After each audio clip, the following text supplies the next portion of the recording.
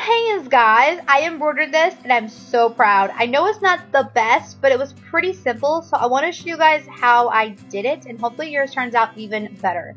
I got my towel from Dollar Tree for a whole $1, and I got my sewing kit, you guessed it, also from Dollar Tree for a whole $1. Of course, if you'd rather use like a higher end towel or some embroidery thread, you can also do that, but this was super inexpensive and it turned out pretty great in my opinion, so I wanted to share this. So anyway, the first thing I did was take all the packaging off of the towel so that I can lay it flat and figure out where I wanted to put my little monogram.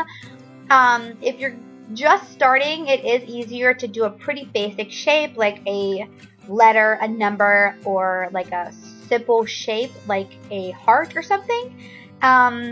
I mean, you know, the more simple, the easier it obviously is going to be to embroider it. So what I did at first, I'm losing it, guys. The first thing I did was take the blue marker because it's closest in color to my towel, and I drew what I wanted on there, which was an H. This video right here, this particular clip, is a little overexposed so that you guys can see the H against the towel. So anyway, the name of the game is just to wrap the thread around the lines that you made. So the first thing I did was put the knot in the back like I would if I were sewing something, and then I put it through and then wrapped it once and then tied it in the back, and then I kept wrapping. Now, kind of pay attention to what the back looks like, or the back's going to turn out really bad. The first time I did this, the back looked awful. So especially if you're going to give this as a gift, you may want to pay a little bit of attention to what the back does look like. So anyway, you just wrap it around. Now notice this, I only used one little piece of thread, and I had to go back over it a bunch. And see how the left side looks better than the right side? That's because I used 4 pieces of thread at a time, and it worked so much better, it worked faster, and it looks better.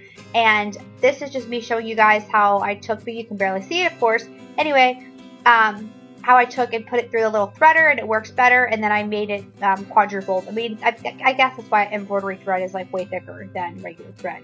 Anyway, here's another example of me showing you. You literally just wrap the thread around the lines that you made. It's that simple. Just kind of, you know, take a little bit of time to make sure it looks okay, and tie it off when you're done, and make sure it looks, you know, like okay in the back.